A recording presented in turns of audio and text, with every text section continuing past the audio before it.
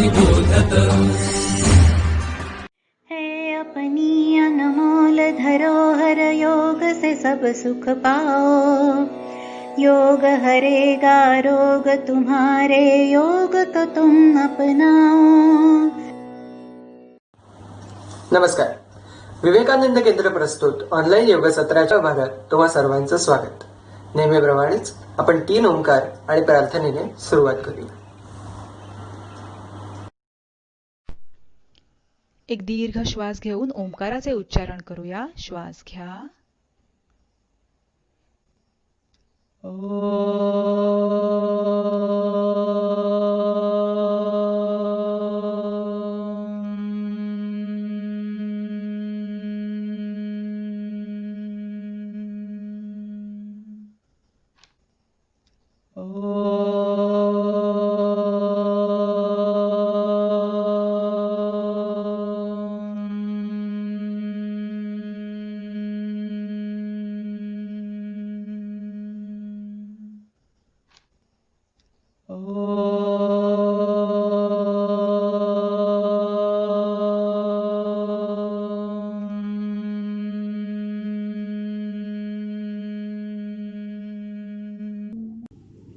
ॐ सहनाववतु सहनौ भुनक्तु सह वीर्यं करवावहै तेजस्विनावधीतमस्तु मा विद्विषावहै। ॐ शान्ति शान्ति शान्ति. आसने करून आपण आपल्या शरीराची बैठक तयार केली, म्हणजे आपण एका जागी काही काळासाठी शांत व स्थिर बसू शकतो यासाठी शरीराला तयार करून घेतले. प्राणायामाच्या नियमित सरावाने प्राणावर आणि त्या योगे मनावर नियंत्रण मिळवू शकतो श्वासांद्वारे, हेही बघितले. आता शरीर आणि मन दोन्हीही तयार झालं आहे, तेव्हा आज आपण अष्टांग योगाचं 6वं अंग म्हणजेच ध्यान याबद्दल माहिती करून घेऊया आणि त्याचा सराव करूया. नमस्कार. आज आपण ध्यानाचा अभ्यास करणार आहोत. पण ध्यान करण्यापूर्वी थोडीशी आपण माहिती घेऊया. स्वामी विवेकानंदांनी एक सुंदर वाक्याचा उपयोग केलेला आहे की जो आपल्याला आपल्या जीवनाचं उद्दिष्ट काय आहे हे समजावून सांगतो. जरी ते वाक्य इंग्रजीमध्ये असेल तर मी तुम्हाला त्याचा मराठीमध्ये थोडक्यात अर्थ समजावून सांगेन. ते म्हणाले, each soul is potentially divine. The goal of life is to manifest this divinity by controlling nature, external and internal. Do it either by work or worship, or by psychic control, or by philosophy, by one or by two or by all, and be free. अर्थात त्यांचं म्हणणं असं होतं की प्रत्येक जीवात्मा हा ईश्वरी तत्वाचा एक आविष्कार आहे आणि जीवनाचा उद्देश काय आहे तर आपल्या आतमध्ये हे जे ईश्वरी तत्व आहे त्या ईश्वरी तत्वाचं पूर्णपणे विकसन करणे, ज्याला आपण मॅनिफेस्टेशन ऑफ परफेक्शन असं म्हणतो. आता हे करण्यासाठी त्यांनी 4 मार्ग दिलेले आहेत. कर्मयोग, ज्ञानयोग, भक्तियोग आणि राजयोग हे 4 प्रकारचे मार्ग त्यांनी दिलेले आहे. आणि त्यापैकी आपण सध्या जो अभ्यास करतो आहे तो राजयोगाचा आहे. खरं म्हणजे 4 जे योग सांगितलेले आहे हे आपल्याला 4 गोष्टी ज्या परमेश्वराने दिलेल्या आहे, ज्याच्या माध्यमातून आपण समाजाशी आपला संबंध प्रस्थापित करतो, आपण विचार करतो, त्याच्या निमित्ताने केला आहे. जसं आपलं हे शरीर आहे, या शरीराच्या माध्यमातून आपण सतत काहीतरी कार्य करत असतो. आणि मग कार्य कसं करायचं बुवा, तर त्याचं पण एक सुंदर टेक्नॉलॉजी ज्याला म्हणता येईल, तंत्र आहे, ते ईश्वराने आपल्याला दिलेलं आहे आणि त्याला आपण कर्मयोग असं म्हणतो. त्यापेक्षा सूक्ष्म जो आहे त्या आपल्या भावना असतात, ज्याला आपण इमोशन्स असं म्हणतो. राग आहे, द्वेष आहे, प्रेम आहे, दया आहे. मग त्याहीपेक्षा सूक्ष्म भावना आणि या भावनांचं सुद्धा संयमित करणं, त्यांचं उद्दीपन करणं, सब्लिमेशन करणं, याला आपण भक्तियोग असं म्हणतो. त्यानंतर जो आपलं मन हे अत्यंत चंचल असतं आणि या चंचल मनाला आवर घालणं हे फार कठीण आहे. चंचल मनाची व्याख्या करताना असं म्हटलं आहे ते एखाद्या माकडाप्रमाणेच असतं. माकड ज्याप्रमाणे स्वस्थ बसू शकत नाही त्याप्रमाणे आपलं मनसुद्धा स्वस्थ बसू शकत नाही. आणि या मनाला आपल्या संयमात आणणं याच्यासाठी जी टेक्नॉलॉजी म्हणता येईल, जे तंत्र आपल्याला दिले आहे त्याला राजयोग असं म्हटलं जातं. आणि चौथा म्हणजे बुद्धियोग किंवा ज्ञानयोग. आपल्याला बुद्धी दिलेली आहे, दॅट पॉवर ऑफ डिस्क्रिमिनेशन. चांगलं काय, सत काय, असत्य काय, चांगलं काय, वाईट काय, काय करायला पाहिजे, काय करायला नको, याचा निर्णय घेणारी शक्ती जी आहे ती आपली बुद्धी. आणि या बुद्धीच्या माध्यमातून त्याचा उपयोग आपण आपल्या स्वतःच्या जीवनाशी करता येईल का, त्याच्यासाठी म्हणतो आपण ज्ञानयोग. हे चारही जरी योग दिलेले असले तरी सगळ्यात कठीण जो आहे तो हा राजयोग आहे. म्हणजे मनाला संयमित करणं हे फार कठीण आहे. चंचल ते मना असं भगवान श्रीकृष्णाने भगवद्गीतेमध्ये म्हणून ठेवलेलं आहे. आणि या राजयोगालाच आपण पतंजल योग असं सुद्धा म्हणतो किंवा याला अष्टांग योग सुद्धा असं म्हणतात. आणि हे अष्टांग योग किंवा पतंजल योग किंवा राजयोग, दिस इज अ टेक्नॉलॉजी. म्हणजे या असंयमित असलेल्या मनाला संयमित करण्याची जी टेक्नॉलॉजी. म्हणजे आपल्याला माहिती आहे 2 गोष्टी असतात, एक म्हणजे विज्ञान आणि दुसरं तंत्रज्ञान. तर हे तंत्रज्ञान जे आहे ते पतंजलीने आपल्याला दिलं की systematically we can control our mind. आणि त्यासाठी त्यांनी आपल्याला ज्या वेगवेगळ्या स्टेप्स दिलेल्या आहेत म्हणा किंवा जे अंग दिलेले आहेत त्याला आपण अष्टांग अष्टांग असे म्हणतो.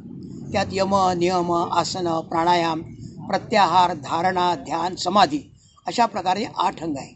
याच्यापैकी आपण यम, नियम, आसन, प्राणायाम याचा अभ्यास आतापर्यंत केलेला आहे.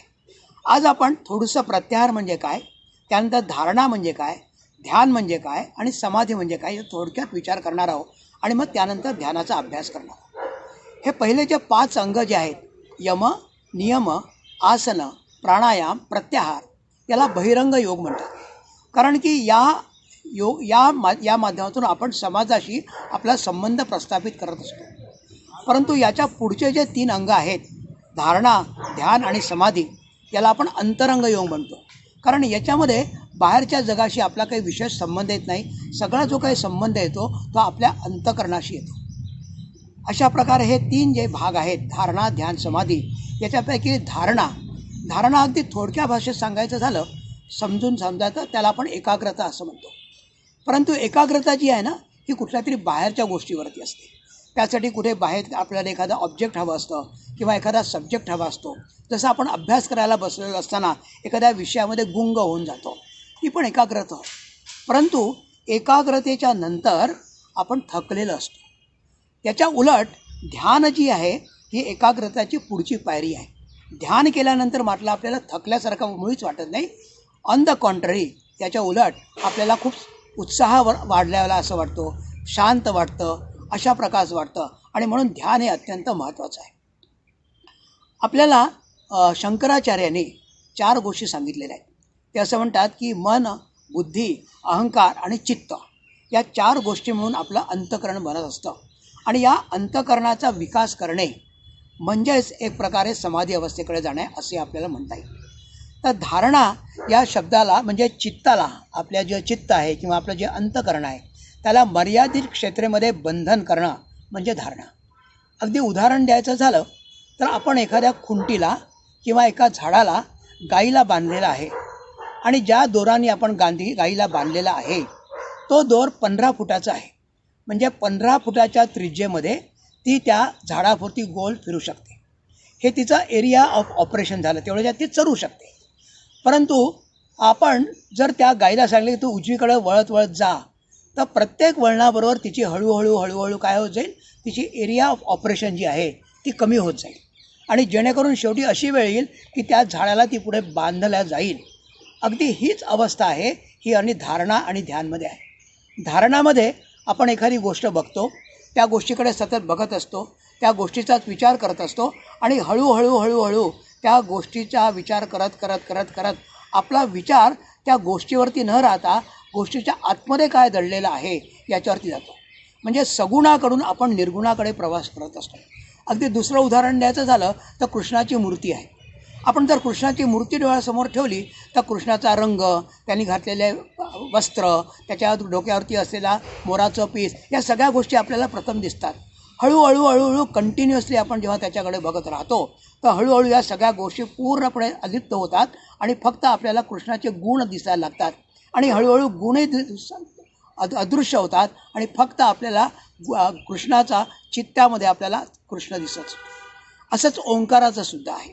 तर हे जे आपण करतो आहे याला आपण धारणाकडून ध्यानकडे जाणं असं म्हणत असतो. धारणाची व्याख्या करत असताना असं म्हटलेलं आहे पतंजलींनी, देशबंध चित्तस्य धारणा, की जी एरिया ऑफ ऑपरेशन आहे ती हळूहळू कमी करणं, याला आपण धारणा असं म्हणतो. तत्र प्रत्यय एकतानता ध्यानम, म्हणजे हळूहळू आपण ही एरिया ऑफ ऑपरेशन करत असताना एकाच विषयावरती पूर्णपणे संलग्न होणं म्हणजे आपण त्याला ध्यानम असतो. ध्यानाचा जर दुसरा अर्थ म्हटला आपण एकसंघ, अतुट, अविरत अनुभूती म्हणजे ज्ञान. अगदी बिलकुल जसं आपण तेल एका भांड्यातून दुसऱ्या भांड्यात टाकतो तेव्हा ती जी धार असते कशी अगदी अविभक्त असते, तशा प्रकारचा विचारांचा वेग म्हणजे आपल्याला ध्यान असं म्हणता येईल. आपण आपल्या या अभ्यासामध्ये ध्यानासाठी म्हणून ओंकार ध्यानाचा उपयोग करणार आहोत. ध्यान वेगवेगळ्या प्रकारचे आहेत. विवेकानंद केंद्रामध्ये सुद्धा आपण ओंकार ध्यान, सायक्लिक मेडिटेशन किंवा आवर्ती ध्यान किंवा मंत्र ध्यान असे वेगवेगळे ध्यानाच्या प्रकार करत असतो. आजच्या आपल्या अभ्यासामध्ये आपण ओंकार याच्यावरती आपलं मन पूर्णपणे केंद्रित करण्याचा प्रयत्न करणार आहोत.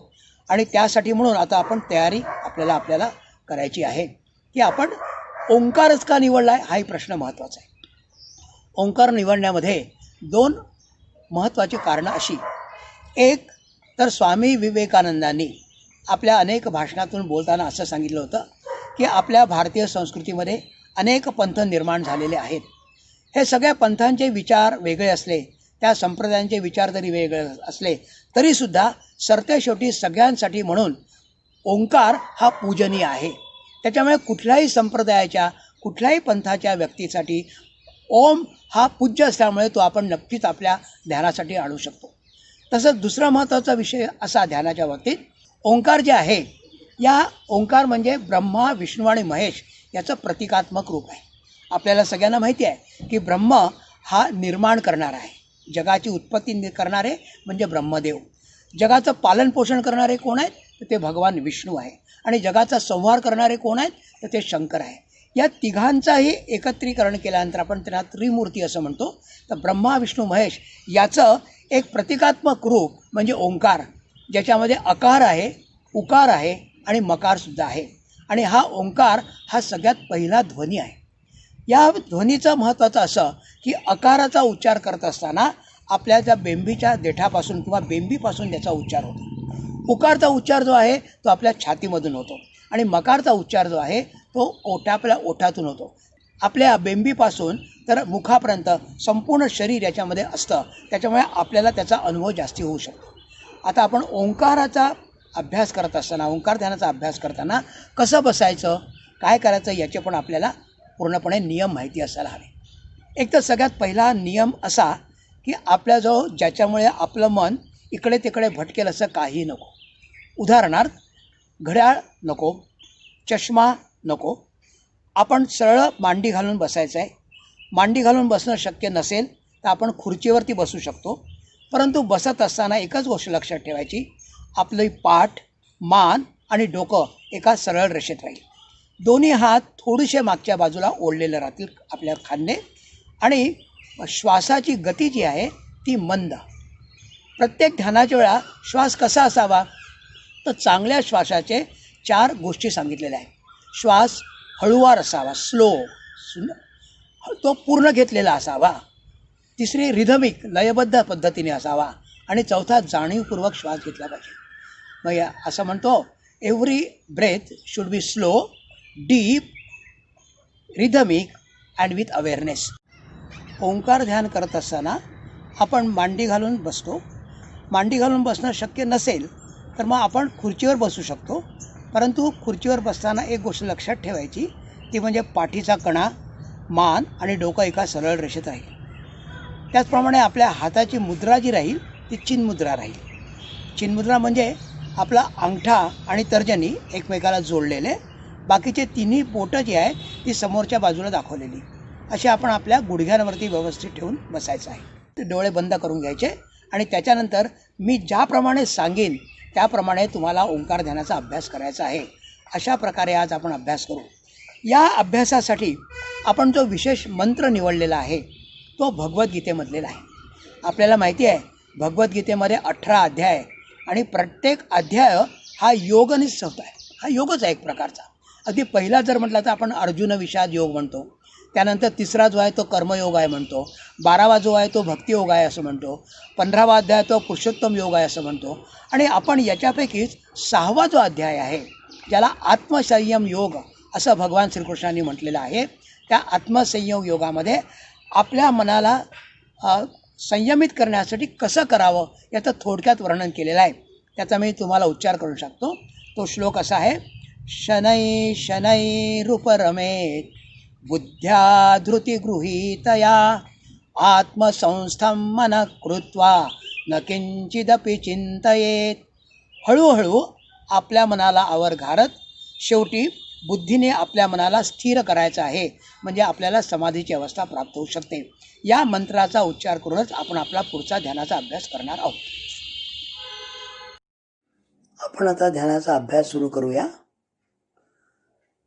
सुखासन, वज्रासन किंवा पद्मासन यापैकी कुठल्याही एका आसनात स्थिर व्हा. दोन्ही हात आपल्या गुडघ्यांवरती चिन्मुद्रामध्ये, डोळे हलकेसे बंद केलेले, चेहऱ्यावरती एक स्मित हास्य, पाठीचा कणा, मान आणि डोकं एका सरळ रेषेत, दोन्ही खांदे थोडेसे बाहेर पाठीमागे ओढलेले, पायापासून तर शरीरातल्या सगळ्या अवयवांचं अवलोकन करत डोक्यापर्यंत आपण येऊया. दोन्ही पाय, पायाची बोटं, अंगठा, तळपाय, दोन्ही पायाच्या टाचा, दोन्ही पायाच्या पोटऱ्या, गुडघे, मांड्या, कंबर, पायाच्या अंगठ्यापासून कंबरेपर्यंतचा संपूर्ण हिस्सा बंद डोळ्यांनी एकदा बघायचा आहे आपल्याला. हळूच आपलं लक्ष आपल्या पाठीच्या कण्यावरती घेऊन या. एकावर एक ठेवलेले मणके, स्नायू पाठीचे. हळूच लक्ष आपल्या पोटावरती आणि पोटाची होणारी हालचाल त्यावर लक्ष. छाती, बरगड्या, हृदयाचे ठोके. हळूच लक्ष आपल्या खांद्यांवरती. दोन्ही हात बघा. हाताची बोटं, करंगळी, अनामिका, मध्यमा, तर्जनी, अंगठा, तळहात, मनगट, मनगट आणि कोपर याच्यामधले हाताचे स्नायू, कोपर आणि खांदा याच्यामधले हाताचे स्नायू अर्थात दंड, मानेचा भाग, चेहऱ्यावरती सगळे अवयव, हनवटी, खालचा ओठ, वरचा ओठ. हळूच जीभ बाहेर काढून खालच्या आणि वरच्या ओठावरून फिरवा. दोन्ही नाकपुड्या, नाकातून आत जाणारी हवा आणि बाहेर येणारी हवा, श्वास प्रश्वास. आपण जेव्हा श्वास घेतो तेव्हा थंड हवा आत जाते आहे. आपण श्वास सोडतो तेव्हा बाहेर गरम हवा बाहेर येते याची जाणीव ठेवा. गालावरती एक स्मित हास्य. बंद डोळ्यामध्ये बुबुळ आतमधल्या आतमध्ये फिरवा. उजवीकडे, डावीकडे, वरती, खाली.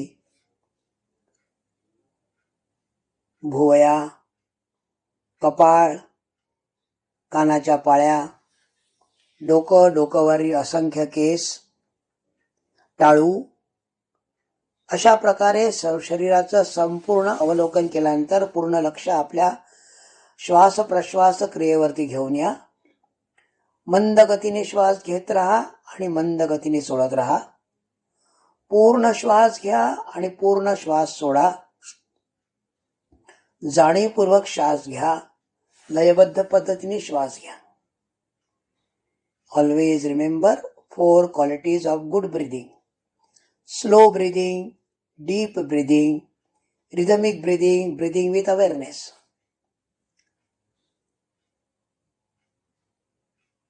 प्रत्येक श्वास घेताना हळूहळू आपलं पोट समोर येत आहे. श्वास सोडताना पोट हळूहळू आतमध्ये ओढला जात आहे याची जाणीव असू द्या. अशा प्रकारे शरीराला आणि मनाला एक प्रकारे ध्यानासाठी म्हणून तयार केल्यानंतर आपण आता कपालभाती करूया. कपालभाती म्हणजे फोर्सफुल एक्झलेशन. प्रयत्न करून सर्व श्वास बाहेर सोडायचा आहे. श्वास घेण्याची प्रक्रिया होणार नाही.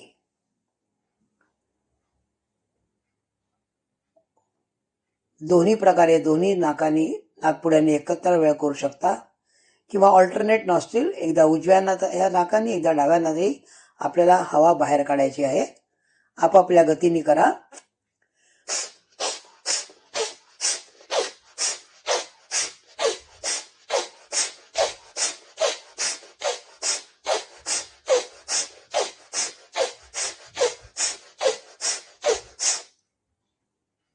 आराम. होणारा बदल त्याची जाणीव असू द्या. आपोआप पुन्हा आपली श्वास प्रश्वास प्रक्रिया सुरू होते आहे. पुन्हा एकदा आपण कपालभातीचा अभ्यास करूया. Forceful exhalation, passive inhalation, no inhalation. पुन्हा एकदा आपापल्या गतीने.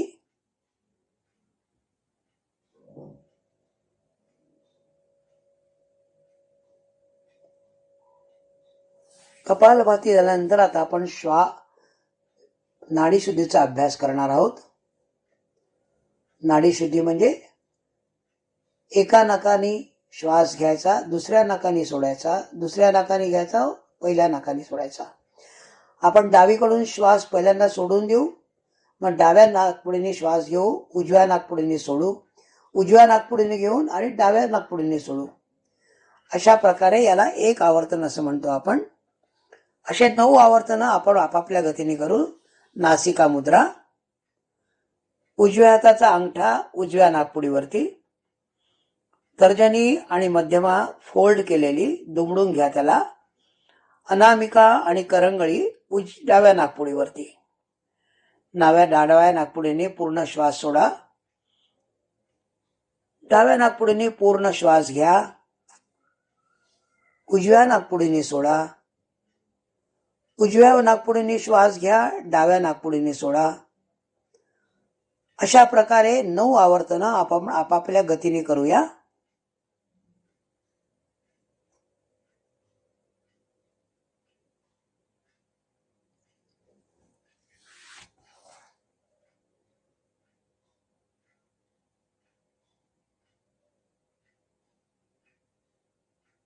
नऊ श्वास आणि प्रश्वासची गती पूर्ण झाल्यानंतर आता आपण शीतली प्राणायाम करू, ज्याला अर्थात कुलिंग प्राणायामा असं सुद्धा म्हणतात. आपली जीभ हळूच बाहेर काढायची आहे आणि त्याची सुंदर पोंगळी करायची आहे आणि या पोंगळीने श्वास आतमध्ये घ्यायचा आहे. जिभेवरती होणारा थंडपणाचा अनुभव आणि त्याची जाणीव याचा विस्तार करायचा आहे. जीभ बाहेर काढून त्याची पोंगळी करा. श्वास घ्या. हळूच तोंड बंद करा आणि नाकाने श्वास सावकाश सोडा. याचे आपण 3 राऊंड करूया. श्वास घ्या. श्वास सोडा. तोंडाने श्वास घ्या. नाकाने श्वास सोडा. अशा प्रकारे प्राणायामाचा अभ्यास झाल्यानंतर आपण आता ध्यानाकडे वळणार आहोत. ध्यान करायच्या आधी आपल्याला धारणा करायची आहे आणि या ध्यानासाठी आपण जो श्लोक निवडलेला आहे तो भगवद्गीतेतल्या 6व्या अध्यायातला आहे. 6व्या अध्यायाला आत्मसंयम योग असं म्हणतात.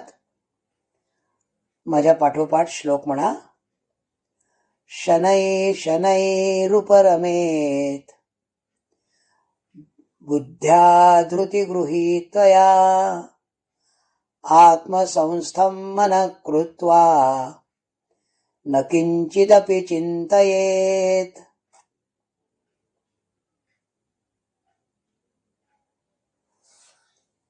हळूच डोळे उघडून समोर असलेल्या ओंकारावरती आपली नजर स्थिर करा. दोन्ही डोळे त्या ओंकारावरती एकाग्र करा. संपूर्ण लक्ष ओंकाराकडे, एकटक त्या ओंकाराकडे आपल्याला बघायचं आहे. ओंकाराचं संपूर्ण रूप आपल्या डोळ्यात साठवून घ्यायचं आहे. ओंकार म्हणजे ब्रह्मा, विष्णू आणि महेश याचं प्रतिकात्मक रूप. ज्यांनी सृष्टी निर्माण केली ते ब्रह्मा, जे सृष्टीचं पालन आणि पोषण करतात आहे ते विष्णू, आणि ते सृष्टीचा संहार करतात ते भगवान शिव. ब्रह्मा, विष्णू, महेश यांचं प्रतिकात्मक रूप म्हणजे ओंकार. याला प्रणव मंत्र सुद्धा असं म्हणतात. हा सृष्टीतला पहिला ध्वनी आहे. 3 ध्वनींनी बनलेला हा ध्वनी अकार, उकार आणि मकार. ओंकाराकडे सतत पाहून धारणा करायची आपल्याला. ओंकाराविषयीचे सगळे विचार मनात आले तरी चालतील. ओंकाराच्या भोवती असलेलं बॅकग्राऊंड, अकार आणि उकार आणि मकार, रंग, रूप, आणि जेव्हा आपला जाणवतं की याच्यापुढे आपण बघू शकत नाही आहे तेव्हा हळूच डोळे बंद करून घ्या. बंद डोळ्यासमोर आता ओंकाराचं रूप दिसत आहे.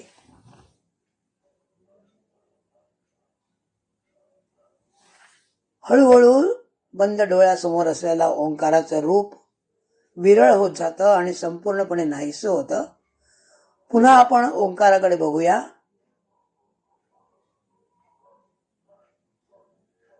पूर्ण मन एकाग्र करून ओंकाराचं रूप डोळ्यात साठवून घेण्याचा प्रयत्न.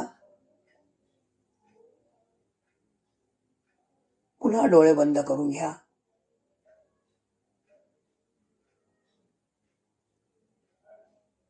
पुन्हा एकदा डोळे उघडा आणि ओंकारावरती धारणा करा.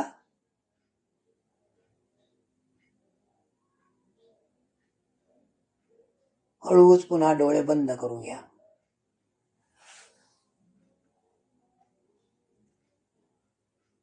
डोळे बंद असतानाच आपण आता ओंकाराचा उच्चार करूया माझ्या पाठोपाठ.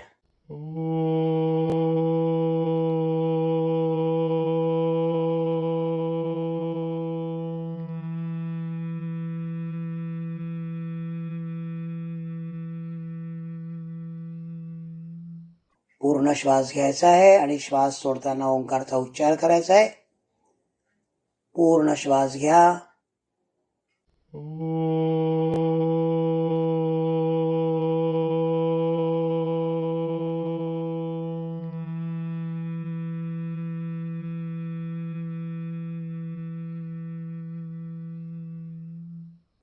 अजून एकदा श्वास घ्या.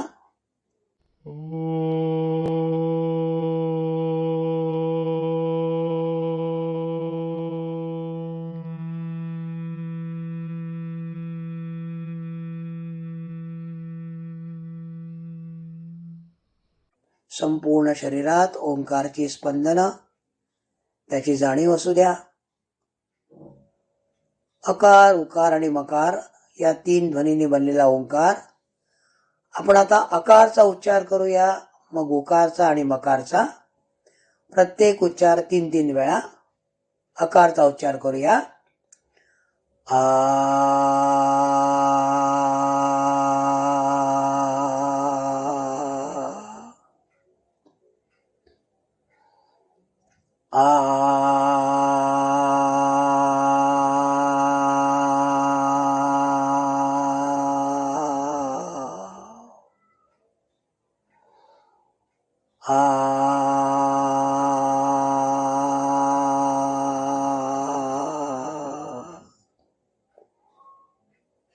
अकारमुळे निर्माण होणारी स्पंदनं शरीरातल्या कुठल्या भागात जाणवतात आहे त्यावर लक्ष असू द्या.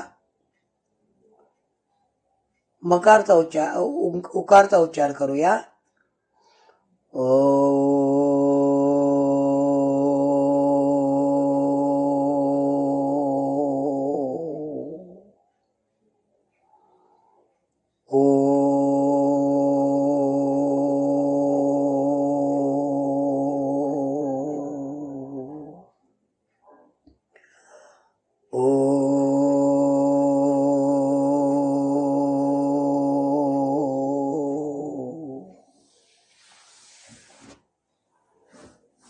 यानंतर मकारचा उच्चार करूया.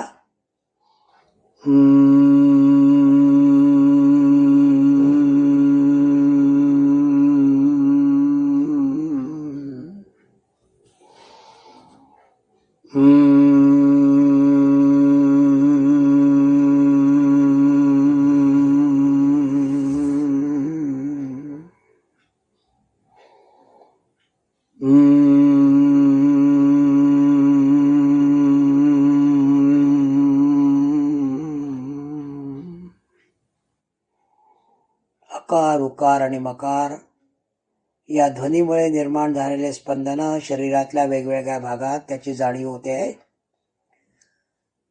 आता आपण अकारचा उच्चार आहत आणि अनाहत असं करूया. आहत म्हणजे जो आपल्याला ऐकू येतो तो. अनाहत म्हणजे मनातल्या मनात जो आपल्याला ऐकू येत नाही तो. प्रत्येक उच्चार 3-3 वेळा करूया. अकारचा उच्चार आहत. आ.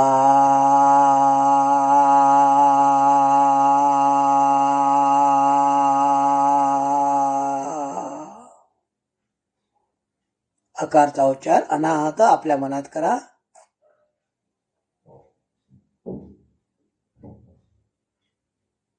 आहत अकार आ.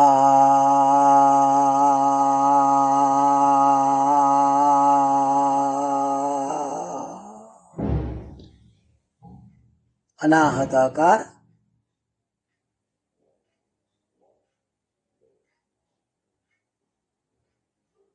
आहत अकार आ.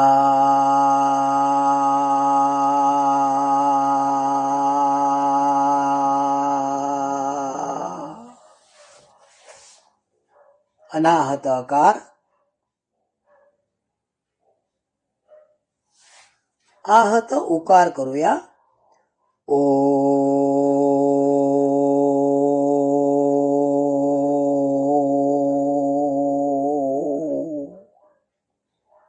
अनाहत उकार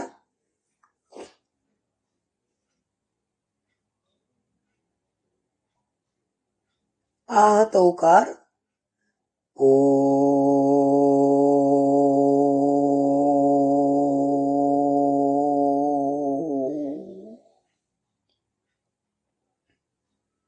अनाहत उकार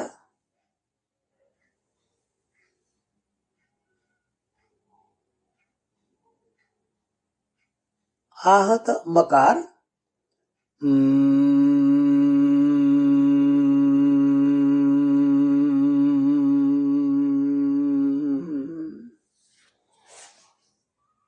अनाहत मकार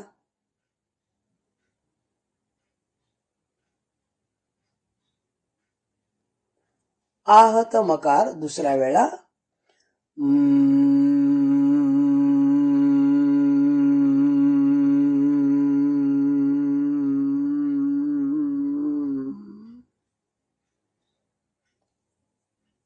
अनाहत मकार आहत मकार तिसऱ्यांदा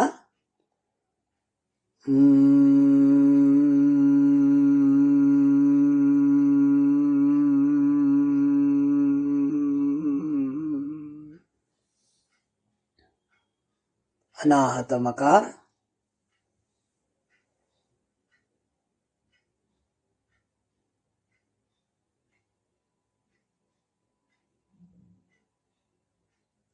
आता 5 वेळा ओंकारचा उच्चार मनातल्या मनात पण जोरात करायचा आहे. निर्माण होणारी स्पंदन शरीरात कुठल्या कुठल्या भागात पसरतात आहे याची जाणीव ठेवा. जाणीवेचा विस्तार म्हणजेच जीवन.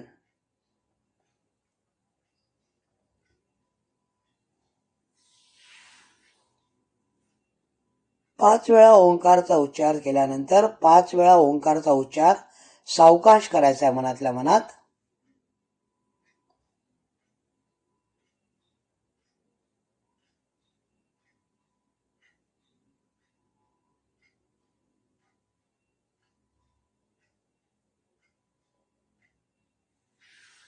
संपूर्ण शरीर आणि मन स्थिर झालेलं आहे.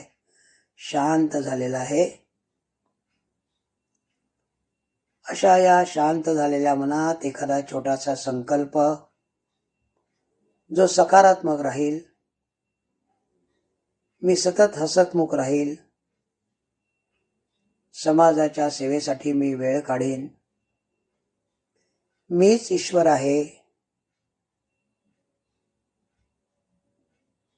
मी निसर्गाचं रक्षण करीन, असा कुठलाही एखादा छोटासा संकल्प 3 वेळा आपल्या मनातल्या मनात त्याचा सावकाश उच्चार करा, जेणेकरून या सकारात्मक विचाराची स्पंदनं संपूर्ण शरीरात जातील.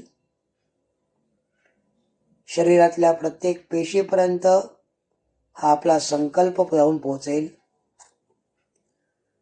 आणि आपल्या जीवनाला एक नवीन दिशा देईल असा एक संकल्प घ्या.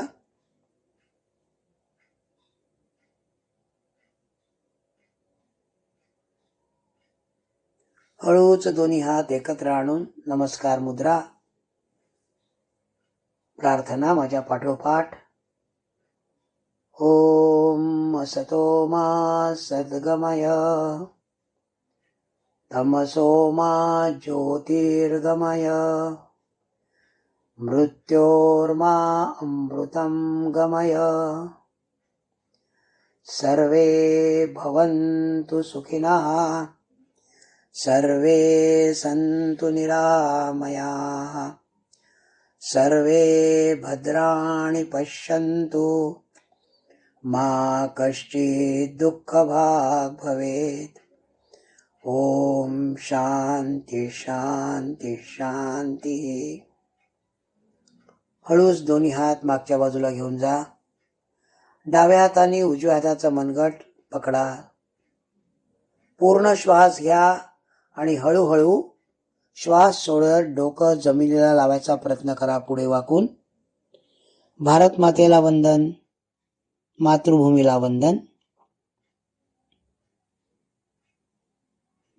हळूच श्वास घेत घेत डोकं जमिनीवरून वर उचला. दोन्ही हात सावकाश एकत्र आणा. एकमेकावरती घर्षण करा आणि गरम झालेल्या या तळहाताने आपल्या मुखमंडळावरती ठेवून सर्व स्नायूंना एक प्रकारे आराम द्या. सावकाश डोळे उघडा.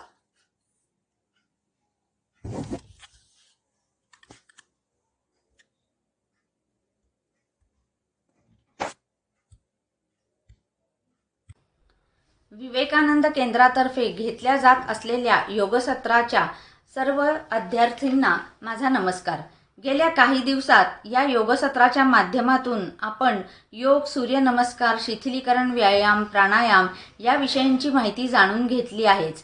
या विषयांवरील आपल्या विवेकानंद केंद्राच्या मराठी प्रकाशन विभागातर्फे प्रकाशित झालेल्या या विषयांच्या 5 पुस्तकांची थोडक्यात माहिती मी इथे देत आहे.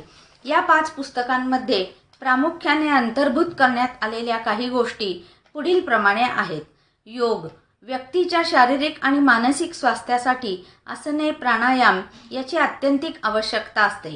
या पुस्तकात अतिशय सोप्या शब्दात आकृत्यांच्या साहाय्याने अनेक आसने कशी करावी, ती कशासाठी लाभदायक आहेत आणि ती करण्यापूर्वीची दक्षता हे विस्तृतपणे सांगितले आहे. प्राणायाम या प्रकरणात विविध उपयुक्त प्राणायाम करण्यासंबंधीचे सखोल मार्गदर्शन आहे. पुस्तकाचे वैशिष्ट्य म्हणजे शेवटी दैनंदिन सरावासाठी अर्ध्या तासाचे आणि 1 तासाचे असे सोयीचे वेळापत्रकही दिले आहे. सर्वांसाठी प्राणायाम पुस्तकाविषयी. प्राणायाम हे अष्टांग योगातले 4थे अंग मानतात. आपले अवघे व्यक्तिमत्व बदलण्याची ताकद प्राणायामामध्ये आहे हे विधान हे पुस्तक अवलोकल्यावर पटते. प्राणायामाच्या माध्यमातून आपल्या शरीरात असलेल्या एका सूक्ष्म शक्तीचे आपण नियमन करीत असतो. मात्र त्याकरिता आपली शारीरिक व मानसिक तयारी आवश्यक आहे. या पुस्तकात प्राणायामाची पूर्वतयारी तर सांगितली आहेच, शिवाय प्राणशक्ती, चक्रे, नाड्या इत्यादी अदृश्य अविश्वसनीय गोष्टी संबंधीचे संशोधनात्मक पुरावे थोडक्यात मांडले आहेत. सूर्यनमस्कार पुस्तिकेविषयी. सूर्यनमस्काराच्या उपासन पद्धतीचे महत्त्व सांगणारी आणि प्रत्यक्ष सरावासाठी मार्गदर्शक ठरू शकेल अशी ही छोटीशी पुस्तिका आहे. यामध्ये सूर्यनमस्काराचे फायदे, दररोज कशा प्रकारे नमस्कार घालावेत यासंबंधीचे विवरण असून प्रत्येक पायरीचे वर्णन चित्राच्या साहाय्याने विशद केले आहे. प्रत्येकाला या पुस्तिकेचा अभ्यास करून घरच्या घरी सराव करता येईल. योग एकात्म दर्शनावर आधारित जीवन पद्धती पुस्तकाविषयी. योग ही एक अशी प्रक्रिया आहे ज्याद्वारे आपण आपले शरीर, मन, बुद्धी यांची एकात्मता साधत त्यांना समाज आणि राष्ट्र अशा विशाल कुटुंबाशी जोडतो. थोडक्यात एकात्मतेची दृष्टी देणारा योग. हा योग कसा आचरणात आणावा याचे सखोल वाचनीय विवेचन या पुस्तकात आहे. क्रीडा योग. सर्वांगीण व्यक्तिमत्व विकासामध्ये खेळ महत्त्वाची भूमिका बजावतात.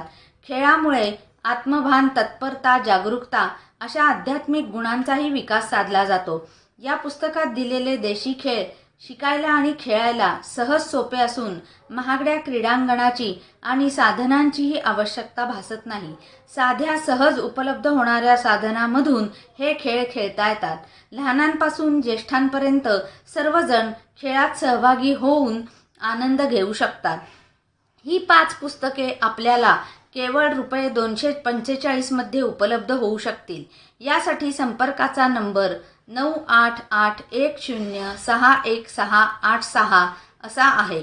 कृपया जरूर संपर्क करा. धन्यवाद.